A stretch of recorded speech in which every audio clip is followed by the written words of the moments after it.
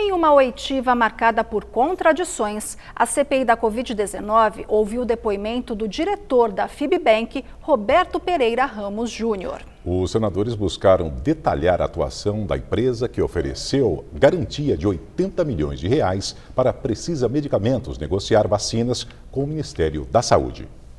A reportagem é do nosso correspondente em Brasília, Afonso Marangoni.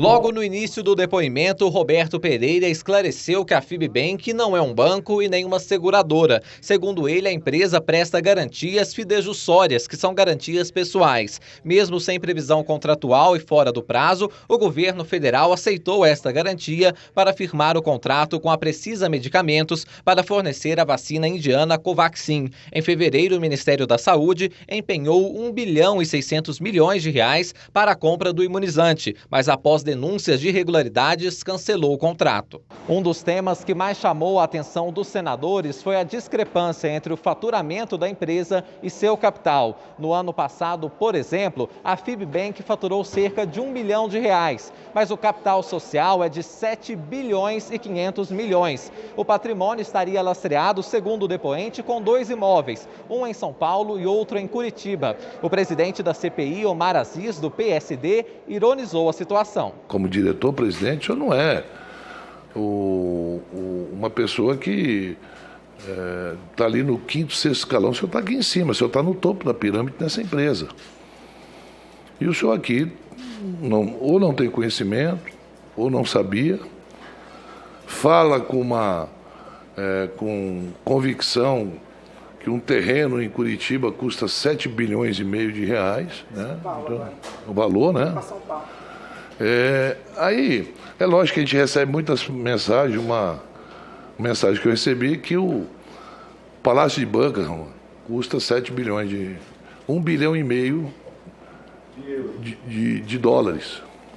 1 bilhão e meio de dólares, que multiplicando por 5 vai chegar a 7 bilhões. Então, o terreno que o senhor tem dá para comprar o Palácio de Buckingham, na Inglaterra. O vice-presidente da CPI, Randolfo Rodrigues, da Rede, exibiu um vídeo de um homem de Alagoas que aparece como dono de uma das empresas que fazem parte do capital social da FIBBank. Geraldo Rodrigues Machado afirmou que teriam falsificado suas assinaturas e que entrou na justiça para comprovar a ilegalidade da inclusão de seu nome na empresa. Nunca estive no estado de São Paulo, nunca assinei nenhuma ata, nunca participei de nenhuma reunião, nenhuma assembleia. Sempre falsificaram minhas assinaturas, visto em alguns documentos, e meu nome constava lá como um sócio ativo. Tá vendo, Brasil? Tá vendo, Brasil? Presidente, a procuração deste depoente o defende da hipótese de prisão em função da mentira e do flagrante de impropriedades? Porque esse é o típico caso de se recomendar a prisão, né, para que o Brasil inteiro veja o que é que está acontecendo. Senador Renan, a decisão da ministra Carmen Lúcia, ela é muito clara, então eu não tenho como prendê-lo por perjúrio, porque não existe esse crime.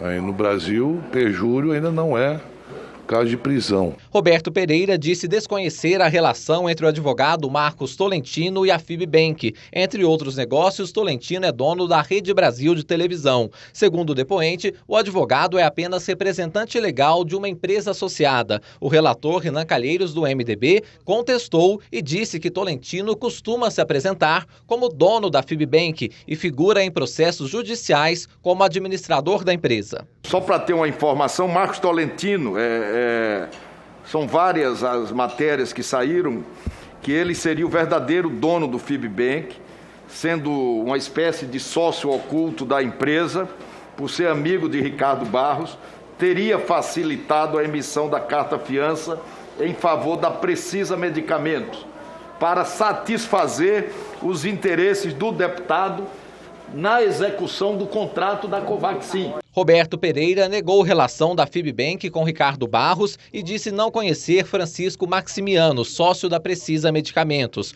O senador Jorginho Melo, do PL, da base do governo, criticou o depoente e disse que no governo Bolsonaro ficou mais difícil fazer picaretagem. A gente fica até meio com vontade de de dispensar o senhor, sabe, porque é tanta besteira que o senhor está falando aqui, que isso vai lhe custar caro, sabia? Essa picaretagem que os senhores tentaram fazer contra o governo federal, ainda bem que o governo não comprou.